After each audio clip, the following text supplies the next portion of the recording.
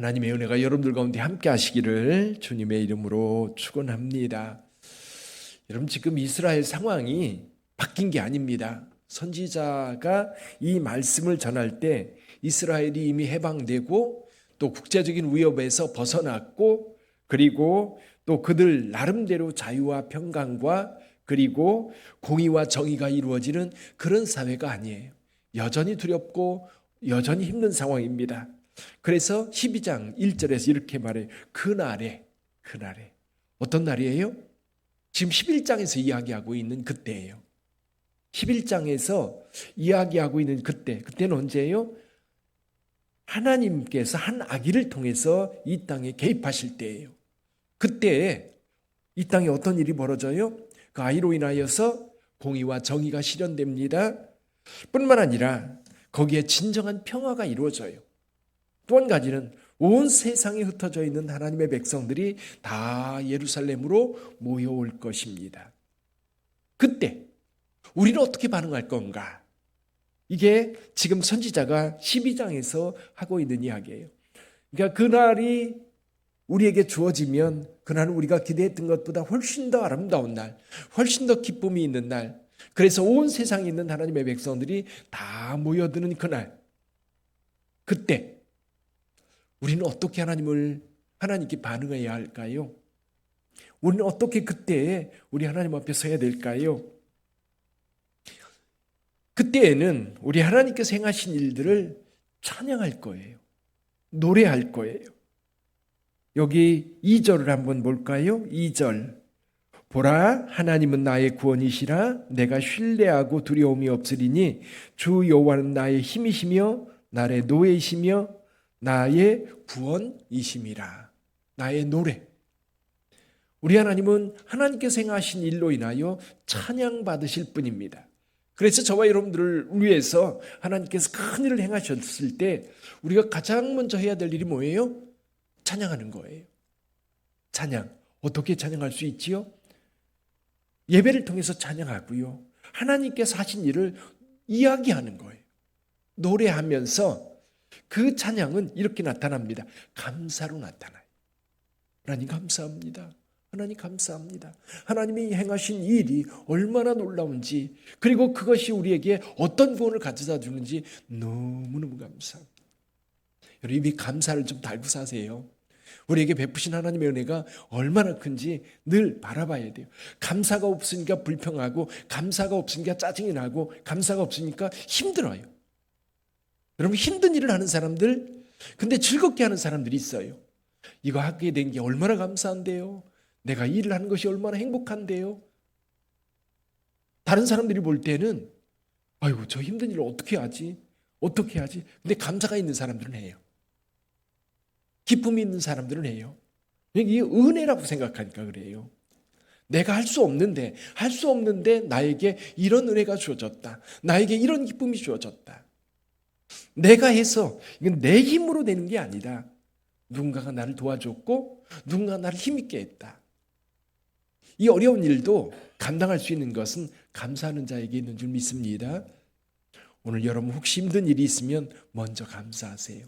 그런 감사 때문에 내 인생이 달라져요. 또 한 가지, 그때에 하나님을 찬송하면서 감사를 해야 되는데, 감사할 때 또 한 가지, 하나님이 하시는 일을 세상에 선포하는 거예요. 사람들에게 말하는 거예요. 우리 예수님이 우리를 구원하시기 위해 이 땅에 오셨어. 우리의 죄를 위하여 그가 죽으셨어. 그가 3일 만에 부활하셨어. 그는 다시 오실 거야. 그리고 그분이 다시 오실 때까지 우리에게 성령님을 보내주셨어. 성령님과 함께 할 때 우리는 이 땅에 버려진 자가 아니라 하나님의 구원받은 자, 하나님의 백성, 하나님의 보호를 받는 자야. 하나님이 하신 일을 자랑하는 것, 전도이기도 하지만 그게 찬양이에요. 여러분에게 좋은 일이 벌어지면 어때요? 숨기십니까? 아니요. 가까이 있는 사람들에게부터 이야기합니다. 야, 나 엊그제 하나님께 나한테 그런 은혜를 주셨는데 얼마나 감사한지 몰라. 얼마나 행복한지 몰라. 너한테도 그런 일이 있었으면 좋겠어. 당신한테도 그런 일이 있었으면 좋겠어. 나를 구원하신 하나님. 이번에 우리 아이가 힘든 일이 있었는데 내가 하나님 앞에 간절히 기도했더니 하나님께서 그 문제를 해결해 주셔서 얼마나 감사한지 몰라. 얼마나 행복한지 몰라. 어려운 일이 있는데 나처럼 기도해 보지 않을래? 우리 하나님께서 도와줄 거예요. 우리 하나님께서 함께 하실 거예요. 이야기하는 거예요. 지금 이사야 선지자가 하나님께서 이스라엘 백성들을 위해서 개입하시어서 정의와 공의를 이루고 뿐만 아니라 그곳에 평화를 이루고 많은 사람들이 와서 하나님의 기쁜 소식을 듣고 몰려올 그때를 생각하면서 선지자는 백성들의 그것을 그리면서 하나님을 그렇게 감사하고 찬양하고 노래하라는 거예요. 여러분, 이것이 오늘 우리 가운데 우리의 현실이 되어서 우리 가운데에서 이루어질 때 그때를 생각하면서 노래하라는 거예요. 사랑하는 성도 여러분, 우리는 늘 그래서 기쁨과 감사와 찬양이 우리 가운데 늘 있어야 되지요. 근데 보세요, 선지자는 그날을 꿈꾸면서 백성들에게 그렇게 하라고 이야기합니다. 그때가 되면 그렇게 하라는 거예요. 그때가 됐습니까? 예, 됐어요. 예수 그리스도께서 우리 가운데 오셨고 그 한 아이가 우리에게 공의와 정의를 말씀하셨고 또 평화를 말씀하셨어요. 그리고 성령을 보내주시면서 많은 사람들에게 이 복음을 전해서 그 복음이 오늘 우리에게까지 왔어. 지금 우리가 해야 될 일이 이거예요. 지금 우리가 해야 될 일, 하나님을 찬양하고 하나님께 감사하고 그리고 하나님의 일을 세상에 널리 전하는 그때 저와 여러분들이 살고 있는 겁니다. 행여 여러분들 가운데 여전히 어려움 중에 있다면 이 어려움에 파묻히지 마시고요. 주님께서 해결해 주실 것을 기대하세요. 주님께서 이렇게 해결해 주실 것을 믿고 기도하세요. 그리고 그때에 하나님, 그때 진심으로 하나님을 찬송하게 하옵소서. 아니, 제가 미리 지금 이루어 주실 것을 믿고 감사합니다. 믿고 하나님을 찬양합니다. 믿고 하나님을 영화롭게 합니다. 우리 비텐 교회는 그런 교회가 되기를 바랍니다. 이미 이루어 주신 하나님을 찬송하고 전도하고 증거하면서 또 어떤 어려움이 있어가지고 이 어려움 때문에 너무너무 힘들고 고통스럽다 그럴 때에 오히려 오늘 12장 말씀을 생각하면서 그때 구원의 하나님 또 내 노래가 되고 그리고 내가 항상 기쁨으로 하나님을 찬송할 수 있는 그 시간이 이미 내게 이루어졌음을 믿고 감사 찬송 영광 돌리시기를 주님의 이름으로 축원합니다.